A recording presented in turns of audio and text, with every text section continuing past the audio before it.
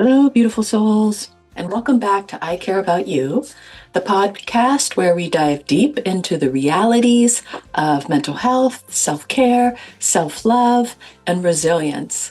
I'm your host, Juliana J., and today we're tackling a heavy topic that touches all of us at one point or another, maybe more so at this moment, is disappointment and despair. Whether you're feeling the weight of a personal loss, a missed opportunity, or just the collective heaviness in the world right now, you aren't alone. Let's start by acknowledging it's okay to feel disappointed, frustrated, even hopeless sometimes. These emotions are part of the human experience, and when we understand how to sit with them and move through them, we can transform them into powerful catalysts for growth and change. Now, I'm not trying to be Pollyanna here and suggest that everything has a silver lining and to say things to you like, well, maybe it's opening another door, but there is some truth in that. On the flip side, it's also okay to sit with those emotions and those feelings and to just be in the presence of where you are right now. You don't have to stuff it down and look at a positive outcome. However, that's something that we're going to explore. Before we begin, I want to remind you that if you find this content inspiring or helpful, please like and subscribe. And also, there's a link to my book in the description, so please take a look at that. It has a lot of great practical things for you, even if you aren't in the depths of the darkness or experiencing suicidal thoughts or ideology. Many of the concepts in that book will resonate with you on some level. So thank you. So let's kick things off. Let's talk about why disappointment can hit us so hard. Disappointment happens when our expectations or hopes don't match our reality. Often we set these high standards for ourselves or the people around us, and when things don't go as planned, we're left with a feeling of inadequacy or unworthiness. One big source of disappointment is attached to our self-worth, to outcomes, like getting that job we were achieving as a specific milestone. When things don't work out, it can feel like rejection or reflection on us, like we weren't good enough or we weren't deserving. But here's the thing. Failure or a lack of success is not a measure of your value as a person. Understanding this distinction is the key to coping with it. Disappointment with an event or the world around you can have the same effects. You might feel as though your opinion's not valid or people don't understand you. It may feel like you're desperately alone or an outsider, as though you don't belong and people are against you. You take it personally. If the situation is particularly heinous or desperate, you may even feel unsafe, scared, and even responsible. All of this can lead to feeling devalued. Now, there's a lot of people in the United States at the moment who are feeling like people who present as women are not valued due to the election. And I'm not going to say there isn't any truth in that.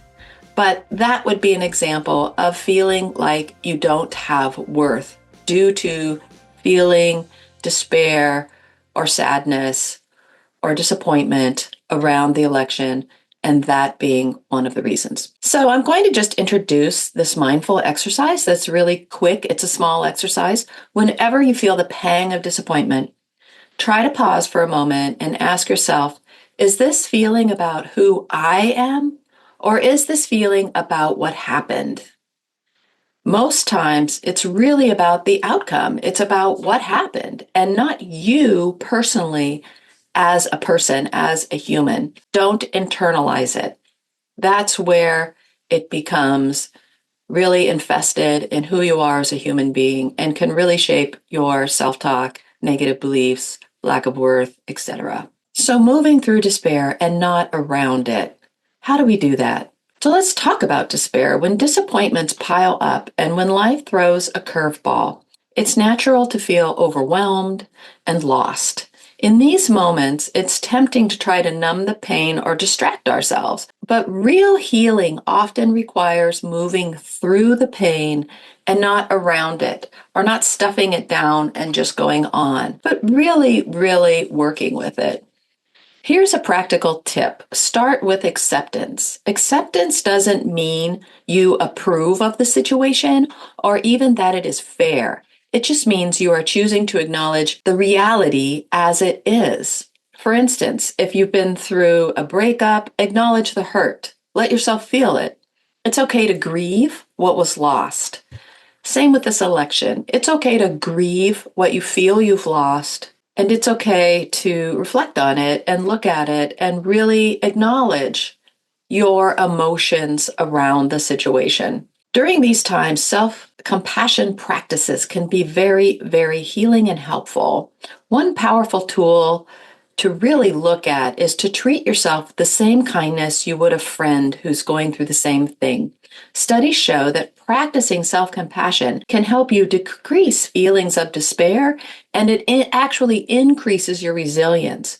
When you catch yourself in a cycle of self-blame or feelings of hopelessness, gently remind yourself, this is a tough moment, and I'm doing my best.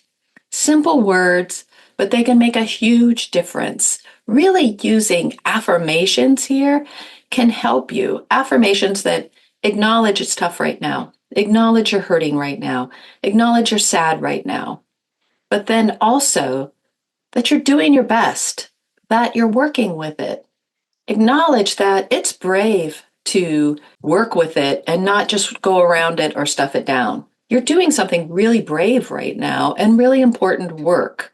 And so keep that as you create those affirmations. Now I want to talk about reframing your perspective. Another approach to handling disappointment and despair is called reframing. Reframing doesn't mean you're ignoring the pain or putting on rose-colored glasses. It means choosing to see things from a new perspective, to find a sense of purpose and growth for the experience. Here's an example. Let's say you didn't get the promotion you wanted. Instead of seeing it as a dead end, consider it as a chance to reflect on what you truly want in your career and life. What are the skills you could develop? What other opportunities might align more with your values or where you are in life? Now, I've talked about this a lot before, and I use this example quite a lot because I do think it is a sign that perhaps it's time to reflect on your career trajectory. That was something I did during a certain part of my life, and I'm still kind of doing that at a much lesser degree, honing it, I guess, is what I want to say. But if I hadn't done that, I wouldn't have this podcast or I wouldn't have published my book and all the other opportunities that are coming to me as a consequence of that. Story sharing. I remember when I had a huge setback in my career. It's very much connected to what I was just talking about. It was devastating at first. And I've done podcasts on this so you can look back and see. One particular one was Failure Part 1. But instead of letting that disappointment define me, I used it as a chance to reevaluate and ultimately pursue this different path that I'm on now, which I find so much more fulfilling and happier. Some days I do still miss working with people in that administrative framework, but overall, I really like where I am right now. And sometimes whatever feels like the end of the road is just a turning point. It all depends on how you approach that end of the road moment. Do you stop there, sit down, and put your head in your hands and stay there? Or might you do that for a little while and then stand up, look around, and look for pathways off of that dead end? So think about a recent disappointment of your own. What lessons or hidden opportunities might be buried within that experience? It might be small and not immediately obvious. Usually that's the case. We have these moments of grief, sadness, disbelief. But take a few moments to reflect. Can you imagine a few positive outcomes from a current disappointment that you are experiencing? If the disappointment is in the world or current affairs, is there a way you can be a part of or create positive outcomes for yourself and your community? Is there something you can do, however small, to take action? Maybe it's volunteering for a cause that cares about the issues you care about, or a political party that is more in line with your views. In the United States, this might be an opportunity to look at third parties and other things and how you can contribute to actions within your own neighborhood that will be more in line with your views and that will create positive change you can see, feel, hear, and understand directly in your environment. You can still be disappointed and worried, of course, and grieve. It's expected and needed. But when you're ready, you can take action. Sometimes action is a ritual, like going out in nature and yelling your disappointment to the ocean or a mountain or an empty field. Sometimes it's burning it, writing it on a piece of paper and burning it. Sometimes it's getting together with a group to grieve the situation and work on overcoming it. Sometimes it's meditation or many of the practices we're going to talk about today and have already talked about, like taking action or doing the mindful practice of, is this about me or a situation? And what are the positive outcomes? So now we're going to talk about some practical tips. I have 10 of them for you when despair feels overwhelming. Sometimes despair can feel so heavy that it's hard to imagine your way out. In those times, the best thing you can do is focus on small steps and grounding techniques.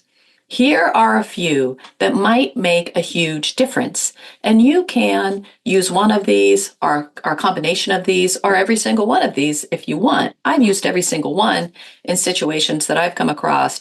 And there's times in my life where I've felt pretty desperate, trapped in an abusive relationship, trapped as a child with someone who was sexually abusive, trapped in jobs, huge failures, when politics don't go my way, when I feel like people don't understand my point of view and I'm alone. So let's break it down. Number one, slow down, break tasks into tiny steps. If you are feeling immobilized, focused on the smallest possible action, whether it's getting out of bed, drinking water, or stepping outside for a few breaths of fresh air. Just one small step can shift your mental state. A lot of times when we're feeling despair, we get so overwhelmed we can't do anything, like getting out of bed, getting dressed, looking at your email, getting to work, making it to things on time, going out with friends, etc. There's so many things that are really hard to do when you feel an extreme sadness or despair. And so breaking it down into tiny little actions, it might even be as minute as when I wake up, I open my eyes and look at the ceiling. Then I stretch a little bit. Then I pull the blankets off. Break it down into tiny, tiny steps so that you can actually do it. And when you've done the tiny step, good job. Say good job to yourself. Number two, connect with someone you trust. Reach out to a friend or a family member, a therapist. Simply sharing your feelings with someone who understands can really lighten the load. You don't have to have answers, but you don't have to go through it alone. And here's something I talk about in my book. If you want to confide in somebody about something, you can first say to them, I don't want you to fix this or do anything or say anything. I just want you to sit there and deeply listen to what I'm saying. And then you've set the stage for what you are looking for. There's nothing worse than confiding in somebody and having them take it over and either hijack it by telling you they've had the same kind of problems and blah, blah, blah, or wanting to fix it when you're not ready to collaborate with somebody on fixing it. Number three, I talk about this a lot, practice mindfulness or meditation. Mindfulness can be a gentle way to bring yourself back to the present moment. It doesn't erase the pain, but it reminds you that you're alive, you're here, and capable of moving through it. Try a simple breathing exercise or focusing on just the sensation of inhaling and exhaling. I always talk about breathing exercises. A really simple one is breathing in for count of 4, holding it for the count of 2 and breathing out for the count of 6 and doing that maybe 5 or 6 times. I use this practice a lot and all day, maybe 30 times a day. I don't really know. Just sometimes when I'm transitioning to the next thing, sometimes when I'm about to have a conversation, sometimes when something's pissed me off or I need some reflection on something, I always take a moment to breathe. It's a really great habit to get into. Meditation is also great. Just concentrating on your breath in meditation, saying positive affirmations, listening to positive affirmations, listening to music that helps you get in a positive state. There's many things you can do in that regard of meditation. I do think deep listening to music is a form of meditation that a lot of us use when we're feeling hopeless or down. Number 4, another thing I talk about all the time, journal your thoughts. Writing can be an incredible release. Let yourself vent or express what you're feeling without judgment. Sometimes putting it down on paper can make the emotions feel more manageable or can actually help you tease out exactly why it makes you so sad and why you feel the despair. When you're just free flow writing, you can sometimes find out that you aren't really angry about what you started writing about, but about something else. It can be you're angry at the election, but the truth of it is you feel unheard. What is the truth of the despair or the sadness? And just free flow writing, you can often get to that where you already know the answer, but you can't bring it to the surface until you start just writing or talking about it to yourself. Number 5, seek some nature. Nature heals. I can't say it enough. I say it almost every other podcast. Sometimes when I'm feeling despair, I take off my shoes and I walk barefoot on the ground. I practice mindfulness with every step. I feel my foot hitting the ground, the muscle, the bone movement, the action, the ground, the temperature, and the feeling of walking, of picking up my foot, of what my mind is thinking as I walk forward. And I do this in a small area. I either walk back and forth, maybe only a couple of steps, or around in a circle. And at times I do this with my eyes closed so I can just feel what the ground feels like. And sometimes I do a walking meditation I learned from Nick Han, where every time you put your foot down, you say, I love you to the earth. I love you. I love you. And you're just imagine putting that love down into the earth. Or look out at something greater than yourself, like the ocean or the mountains or a vast field or even the sky. Just take a moment to be at awe in nature. It could even be a big tree. How amazing. When you do that, you tend to feel more connected to nature, to everything around you, to your space, to your community. It can just really, really center you and calm you and remind you that you are part of this bigger picture. 6, grieve. Grieve the loss of the dream or the hope that you had. Be sad, perform a ritual with it. Today I have a candle lit. I imagine my sadness floating up to the sky on the candle smoke and leaving me and leaving my house so that I can move to the next space. And I imagine that smoke with my sadness being received with loving kindness by someone, maybe someone who's passed on or a spiritual entity, whatever it might be, whatever that is for you. That's what I like to imagine for my ritual. And it doesn't take that much time, right? But it'll go on for hours. But every time I see the candle burning, I just think of that and it makes me feel better. 7, use affirmations. Of course, as you all know, I love affirmations. I think they are extremely powerful when used with intent and mindfulness. Create positive affirmations for yourself and say them daily or even 3 times a day if you need to. It can be something like, my sadness is temporary.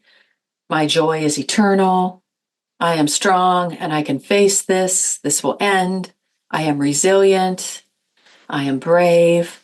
Whatever the affirmations are for you that really help you. And sometimes coming up with those affirmations is a challenge. You can look online, but you can also do some free form writing. Like maybe you're just going to write a page of free form writing about why you're sad and feel this despair.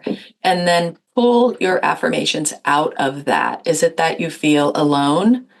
Then your affirmation might be, I am connected to everyone and everything. 8, Take action. Do something to create positive change. I've already talked about this. It can be very small. It can be very large. It doesn't even have to be associated with what you're feeling sad about. It can be something like helping somebody with their groceries. Even though you're not sad about groceries or having to take your own groceries in, you're sad about some bigger world problem or something you're dealing with personally. But doing these small acts of kindness create positive change around you and remind you that that situation is the only situation that's happening in your life.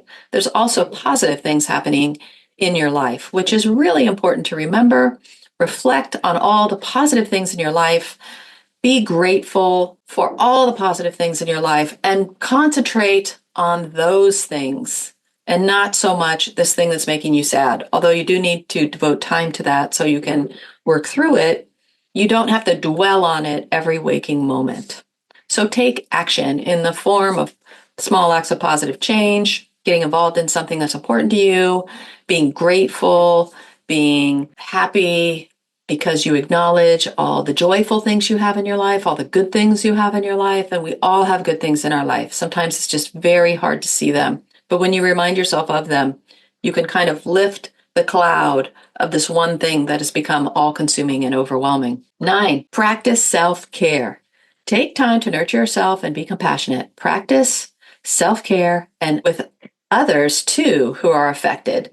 Maybe a potluck and conversation, maybe a grieving session over pastries, whatever it is. But you can do this self-care for yourself, but you can also include others who might be going through the same kind of grief, sadness, despair that you are. 10, this leads me to tell you to find community and connection. Knowing others who feel the same can be really helpful. It helps you realize that you're not alone. You are in this together with other people. You aren't the only one suffering with this right now. Sometimes that is enough to feel safer because, let's face it, there is a fair amount of unsafe feelings surrounding despair and disappointment.